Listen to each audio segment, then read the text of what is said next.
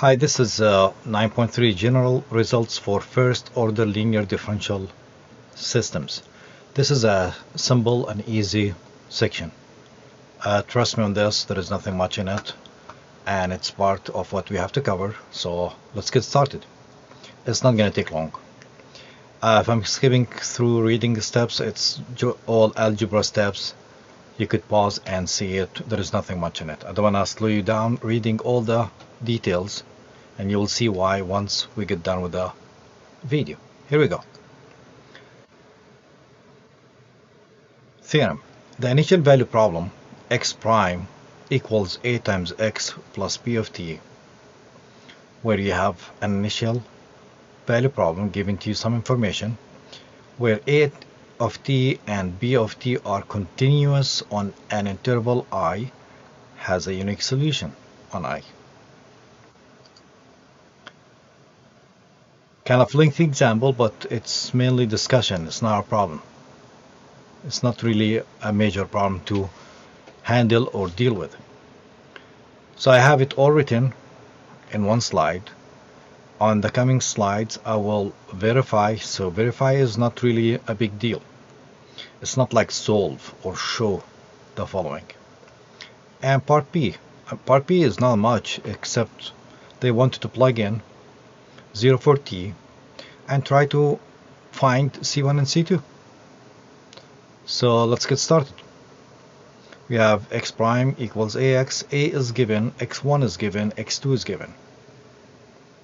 Verify that x1 and x2 as a set is a fundamental set of solutions for the vector differential equation right here on any interval, and write the general solution to the vector differential equation. Here we go. Here's part A. To verify that x1 prime equals a times ax1, where x1 equals, we could do the following. We could take x1, which is right there, find its derivative, and leave it for now. Take a that was given to me, multiplied by x1, which is right there, and see if they both agree. In other words, I'm working on the left hand side and I'm working on the right hand side, then coming back to compare. Same thing applies right here. Differentiating the given vector functions with respect to t gives the following. This is x1 prime. After you apply the derivative here, which is a product rule, as you could see, it became lengthy because of the product rule. We apply the derivative for this. It's right there. You'll see me going a little bit faster. It's because I don't want to start applying the derivative as a product rule and slow down step by step. There is no need for this video. Trust me on this. You could find the derivatives. We know how to do them. And now I have the left hand side, if you call it left hand side, for both. Now I need to go a times x1, and that's a times x1. This is a that was given to me earlier, and this is x1, which is up here. You just multiply 2 by 2 times 2 by 1, and that's the answer. Before I move on, let's take a look. Does it look the same like x1 prime? I think so. How about a times x2? Does it look like the derivative that we took earlier, straightforward? Here's a minus sign, here's a minus sign. They are equivalent. So yes, x1 prime equals ax and x2 prime equals ax2. That should be x1. Little typo right here. Okay, same look like this one. So I'm trying to write this back here, but I forgot the index right here. Yeah, they do talk back and forth and confirm, yeah, the x2 prime and multiplied a, the given a from the system, times x2 They both agree, so yes, this is a solution. Sorry. So they do. So that x1 and x2 are indeed solutions to the given differential equation. Now, because they mentioned earlier that show that the following is a fundamental, let me go back and show you where it says verify that x1 x2 is a fundamental set. That means it's not just a solution, it's two linearly independent solutions. That's what they mean. So if you find the Wronskian for these two functions, which are vector functions, we are not doing derivatives here, we get minus e to the power 2t. That's a determinant. Multiply and go back and subtract the product here this way. After you simplify, skipping the algebra steps, you get minus e to the power 2t. But since w is none or never zero, actually can't be zero, you know that,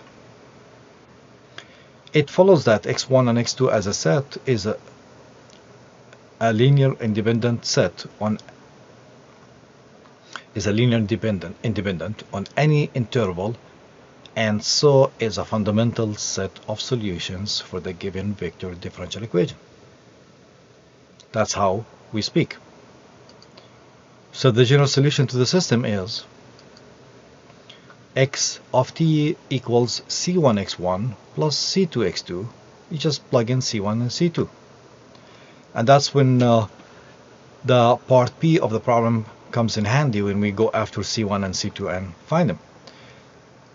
This is the vector formulation, alright, from 9.2, the previous section. You could see it the regular way like 9.1, which is the following. If you combine them, you multiply c1 times and c1 times and c2 times and c2 times and add them up, you'll get the following. That's another form. Okay, just to let you know, the column vector, combining them, you get the lengthy one right here. So different ways of looking at the solution. Let's go to part B. This is what we have. We're using this form. Doesn't matter, you could use either one. Imposing the given initial condition x of 0. So if t is 0, t is 0, t is 0, t is 0, t is 0, t is 0, the output should be the column 3 and 2. So that's going to end up 3, that's going to end up 2. Doing the algebra steps, you end up with 3 equals negative c1. Everything here simplifies to negative c1. Of course, cosine and sine, when you plug in 0, you know what happens. Sine of 2 times 0, which is sine of 0, is 0. That's what happens. E to the power 0 is 1, so it's a quick simplify, and it gets you the following, which means c1 is negative 3 and c2 is 2. Go back to the problem and put them in, and now they are n. c1 here, negative 3 here, and pretty much this is what we have. So the corresponding scalar solutions are, these are called scalar solutions.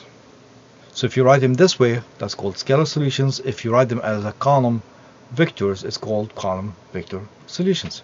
So there's two types. On 9.2 we talked about rewriting the scalar solutions as two columns.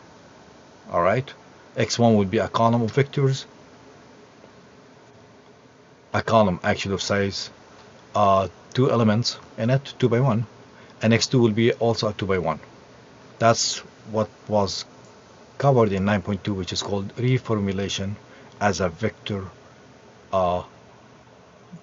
solution. As I said, I don't want to take more out of your time. If you go back to this section, as you can see, it's a lot of writing, but it's time consuming to read every single piece or write every single piece while I'm recording. It's so simple. There is nothing much in it. Verify, and we used the initial condition to solve. That's it. Thank you. Thank you for watching, guys, and we'll see you in the next one. Okay, that should do it for now. I'm gonna start recording now, 9.4. Thanks again.